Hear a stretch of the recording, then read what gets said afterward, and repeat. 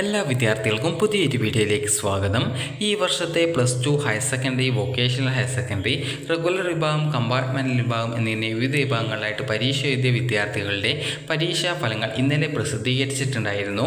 അപ്പോൾ വിദ്യാർത്ഥികൾക്ക് പ്രതീക്ഷിച്ച മാർക്ക്, നിങ്ങൾക്ക് ഇന്നലെ റിസൾട്ട് വന്ന സമയത്ത് പ്രതീക്ഷിച്ച മാർക്ക് ലഭിച്ചിട്ടില്ല എങ്കിൽ വിദ്യാർത്ഥികൾ ചെയ്യേണ്ട പ്രധാനപ്പെട്ട കാര്യം ഒന്നുകിൽ റീവാലേഷന് അപേക്ഷിക്കുക, അതല്ലെങ്കിൽ വിദ്യാർത്ഥികൾക്ക് സ്ക്രൂട്ടിനി, ഫോട്ടോ കോപ്പി എന്നിവയ്ക്ക് അപേക്ഷിക്കാവുന്നതാണ്.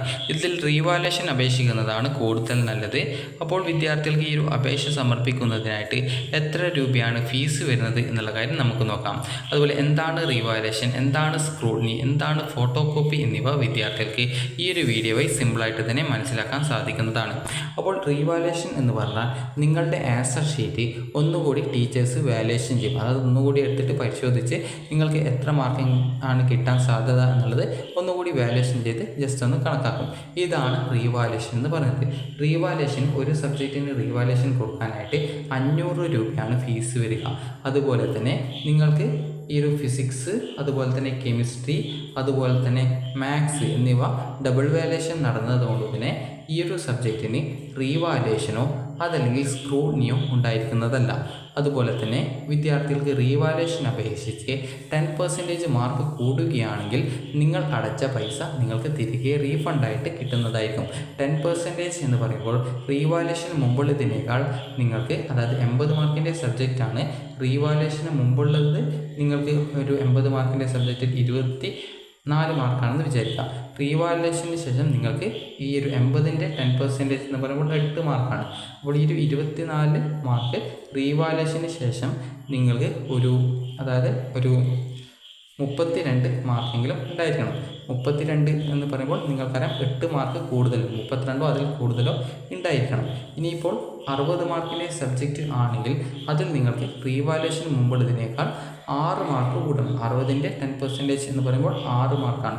അപ്പോൾ നിങ്ങൾക്കിപ്പോൾ ഒരു ഉദാഹരണത്തിന് കെമിസ്ട്രിയാണ്. കെമിസ്ട്രിക്ക് നിങ്ങൾക്ക് കിട്ടിയിട്ടുണ്ടായിരുന്ന മാർക്ക് എന്ന് പറയുന്നത് ഒരു 25 മാർക്കാണെന്ന് വിചാരിക്കാം.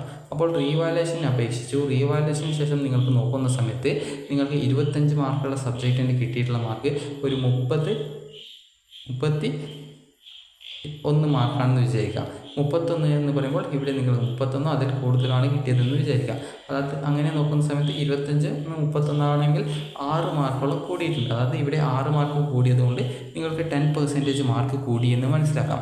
അപ്പോൾ അതുകൊണ്ട് തന്നെ നിങ്ങൾക്ക് ഈ ഒരു പൈസ റീഫണ്ടായിട്ട് കിട്ടും. അപ്പോൾ ഈ രീതിയിൽ നിങ്ങൾക്ക് റീവാലേഷന് മുമ്പുള്ളതിനേക്കാൾ 80 മാർക്കിൻ്റെ സബ്ജക്റ്റിൽ 8 മാർക്ക് കൂടുകയോ 60 മാർക്കിൻ്റെ സബ്ജക്റ്റിൽ 6 മാർക്ക് കൂടുകയോ ചെയ്താൽ നിങ്ങൾക്ക് ഈ ഒരു പൈസ 500 രൂപ ഏത് സബ്ജക്റ്റിനാണോ കൂടിയത് അതിനനുസരിച്ച് റീഫണ്ട് കിട്ടും. അതേസമയം മാർക്ക് കൂടിയിട്ടില്ലെങ്കിൽ റീഫണ്ട് കിട്ടത്തില്ല. അപ്പോൾ നിങ്ങൾക്ക് പ്രതീക്ഷയുണ്ടെങ്കിൽ റീവാലേഷന് അപേക്ഷിക്കാവുന്നതാണ്. ഇനി അടുത്തത് സൂക്ഷ്മ പരിശോധന, അതായത് സ്ക്രൂട്ടിനിയാണ്. സ്ക്രൂട്ടിനി എന്ന് പറയുമ്പോൾ നിങ്ങളുടെ ആൻസർ ഷീറ്റിൽ വാലേഷൻ ചെയ്ത സമയത്ത് അത് കാൽക്കുലേറ്റ് ചെയ്ത മാർക്ക് തെറ്റിപ്പോയിട്ടുണ്ടോ, അല്ലെങ്കിൽ എവിടെയെങ്കിലും മാർക്ക് ഇടാൻ വിട്ടുപോയിട്ടുണ്ടോ, അതുപോലെ കൂട്ടിയിട്ടുള്ള ആകെ മാർക്ക് തെറ്റിയതാണോ എന്നുള്ളത് നോക്കും. അപ്പോൾ ഇങ്ങനെ നിങ്ങൾക്ക് ആകെ ഇട്ടിട്ടുള്ള മാർക്ക് ജസ്റ്റ് കറക്റ്റായിട്ടാണോ ഇട്ടത് എന്നുള്ളത് ജസ്റ്റ് ഒന്ന് പരിശോധിക്കുന്നതിനാണ് സൂക്ഷ്മ പരിശോധന എന്ന് പറയുന്നത്. അതുകൊണ്ട് തന്നെ നിങ്ങൾക്ക് റീവാലേഷൻ അപേക്ഷിക്കുന്നതായിരിക്കും കൂടുതൽ നല്ലത്. അതുപോലെ തന്നെ ഫിസിക്സ്, കെമിസ്ട്രി, അതുപോലെ തന്നെ മാത്സ് എന്നിവയ്ക്ക് സൂക്ഷ്മ പരിശോധന ഇല്ല. അതുപോലെ തന്നെ സൂക്ഷ്മ പരിശോധനയ്ക്ക് 100 രൂപയാണ് ഫീസ് വരിക. മാർക്ക് കൂടിയിട്ടുണ്ടെങ്കിൽ നിങ്ങൾക്ക് കൂടിയ മാർക്ക് ലഭിക്കുന്നതായിരിക്കും. അതുപോലെ തന്നെ റീവാലേഷൻ ആണെങ്കിൽ നിങ്ങൾക്കിപ്പോൾ മാർക്ക് കുറഞ്ഞു കഴിഞ്ഞാലും നിങ്ങളുടെ കൂടിയ മാർക്കാണ് പരിഗണിക്കുക. ആ ഒരു കാര്യം ശ്രദ്ധിക്കുക. അതായത് റീവാലേഷൻ അപേക്ഷിക്കുന്ന സമയത്ത് നിങ്ങൾക്ക് ആദ്യം ഉണ്ടായിരുന്ന ഒരു 24ആണ്. എന്നാൽ റീവാലേഷൻ അപേക്ഷിച്ച ശേഷം ഒരു 20 മാർക്കേ ഉള്ളൂവെങ്കിൽ നിങ്ങളുടെ ഒരു 24 മാർക്കാണ് നിങ്ങളുടേതായിട്ട് പരിഗണിക്കുക. അതായത് കൂടിയ മാർക്കാണ് പരിഗണിക്കുക. ഇനി അടുത്തത് ഫോട്ടോ കോപ്പിയാണ്. ഫോട്ടോ കോപ്പി എന്ന് പറയുമ്പോൾ നിങ്ങളുടെ ആൻസർ ഷീറ്റിൻ്റെ ഒരു ഫോട്ടോ സ്റ്റാറ്റ് നിങ്ങൾക്ക് അയച്ചു തരും. ഇപ്പോൾ നിങ്ങൾ ഫിസിക്സിൻ്റെ ഒരു ഫോട്ടോ കോപ്പിക്കാണ് അപേക്ഷിക്കുന്നത്. ഫിസിക്സിൻ്റേത്, അതുപോലെ കെമിസ്ട്രി, മാത്സ് എന്നിവയുടേതൊക്കെ ഫോട്ടോ കോപ്പിക്ക് അപേക്ഷിക്കാം. എന്നാൽ അതിനൊന്നും റീവാലേഷൻ, സ്ക്രൂട്ടിനി എന്നിവ ഇല്ല. കാരണം അത് ഡബിൾ വാലേഷൻ ചെയ്യപ്പെട്ട സബ്ജക്റ്റ് ആയതുകൊണ്ടാണ്. ഈ ഒരു ഫോട്ടോ കോപ്പിക്ക് അപേക്ഷിച്ചാലുള്ള ഗുണം എന്ന് പറയുന്നത് നിങ്ങൾക്ക് അതിൻ്റെ ഒരു ഫോട്ടോ സ്റ്റാറ്റ് എടുത്തിട്ട് തപാൽ മുഖേനയോ സ്കൂൾ വഴിയോ നിങ്ങൾക്ക് അയച്ചു തരും. അത് നിങ്ങൾ ഏതെങ്കിലും ഒരു ഗവൺമെൻറ് സ്കൂളിലെ അധ്യാപകരെ കൊണ്ട് വാലേഷൻ ചെയ്തിട്ട് നിങ്ങൾക്ക് റിസൾട്ട് വന്നതിനേക്കാൾ കൂടുതൽ മാർക്ക് കിട്ടുമെങ്കിൽ നിങ്ങൾക്ക് ഈ ഒരു പരീക്ഷാ സെക്രട്ടറിക്ക് ഒരു അപേക്ഷ കൊടുത്തു കഴിഞ്ഞാൽ നിങ്ങൾക്ക് ആ ഒരു കൂടുതൽ മാർക്ക് കിട്ടുമോ എന്നുള്ളത് നിങ്ങളുടെ റിസൾട്ട് ഒന്നുകൂടി വാല്യുവേഷൻ ചെയ്ത ശേഷം നിങ്ങൾക്ക് കൂടിയ മാർക്ക് ഉണ്ടെങ്കിൽ അത് നിങ്ങൾക്ക് കിട്ടുന്നതാണ്. ഇതാണ് ഫോട്ടോ കോപ്പി എന്ന് പറയുന്നത്. അപ്പോൾ ഫോട്ടോ കോപ്പി എന്ന് പറയുമ്പോൾ നിങ്ങൾക്ക് ആ ഫോട്ടോ സ്റ്റാറ്റ് നിങ്ങളുടെ ഏത് സബ്ജക്റ്റിൻ്റെ ഫോട്ടോ കോപ്പിക്കാണോ അപ്ലൈ ചെയ്തത് അതിൻ്റെ ഫോട്ടോ സ്റ്റാറ്റ് നിങ്ങൾക്ക് അയച്ചു തരുന്നതായിരിക്കും. ഒന്നുകിൽ സ്കൂൾ വഴി ആയിരിക്കും, അല്ലെങ്കിൽ തപാൽ മുഖേനയായിരിക്കും അയച്ചു തരിക. ഈ ഒരു ഫോട്ടോ കോപ്പിക്ക് 300 രൂപയാണ് ഫീസ് വരിക. ഇതിനൊക്കെ സെപ്പറേറ്റ് ആപ്ലിക്കേഷൻ ഫോം ഉണ്ട്. ഈ ഒരു ഫോമൊക്കെ സ്കൂളിൽ നിന്ന് കിട്ടും.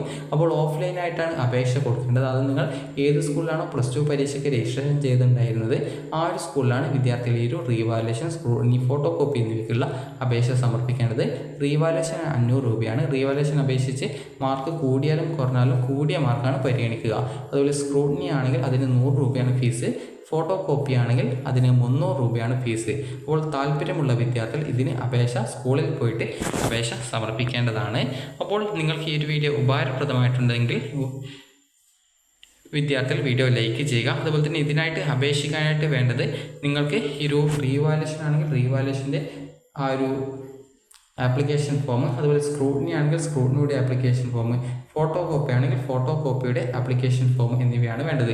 ഇതോടൊപ്പം എത്ര സബ്ജക്റ്റ് നിങ്ങൾ ഈ ഒരു പരീക്ഷയിലെ റീവാലുവേഷൻ, സ്ക്രൂട്ടിനി, ഫോട്ടോ കോപ്പി എന്നിവയ്ക്ക് അപേക്ഷിക്കുന്നുണ്ടോ അതിനനുസരിച്ചിട്ടുള്ള ഫീസും അതോടൊപ്പം തന്നെ നിങ്ങളുടെ +2ൻ്റെ റിസൾട്ടിൻ്റെ ഒരു പ്രിൻ്റ് ഔട്ടുമാണ് അപേക്ഷ സമർപ്പിക്കാൻ വേണ്ടത്. അപ്പോൾ നിങ്ങൾ ഏത് സ്കൂളിലാണോ പരീക്ഷയ്ക്ക് രജിസ്ട്രേഷൻ ചെയ്തിട്ടുണ്ടായത് ആ ഒരു സ്കൂളിലാണ് വിദ്യാർത്ഥികൾ ഈ ഒരു അപേക്ഷ സമർപ്പിക്കേണ്ടത്. അപേക്ഷ സമർപ്പിക്കുമ്പോൾ നിങ്ങൾക്ക് ചില സമയത്ത് നിങ്ങളോട് ബാങ്കിൻ്റെ പാസ്ബുക്കിൻ്റെ കോപ്പി കൂടി ചോദിക്കുന്നതാണ്. കാരണം നിങ്ങൾക്ക് റീഫണ്ട് അർഹതയുണ്ടെങ്കിൽ ആ ഒരു ബാങ്ക് അക്കൗണ്ടിലേക്കാണ് ഈ ഒരു പൈസ റീഫണ്ടായിട്ട് കിട്ടുക. അപ്പോൾ വിദ്യാർത്ഥികൾക്ക് ഗൾഫ്, ലക്ഷദ്വീപ് രാജ്യങ്ങളിൽ എന്നിവിടങ്ങളിൽ ഹയർ സെക്കൻഡറി സ്കൂളിലെ വിദ്യാർത്ഥികൾ പരീക്ഷ എഴുതിയിട്ടുണ്ടെങ്കിൽ നിങ്ങൾ അതത് സ്കൂളുകളിലാണ് ഈ ഒരു അപേക്ഷ സമർപ്പിക്കേണ്ടത്.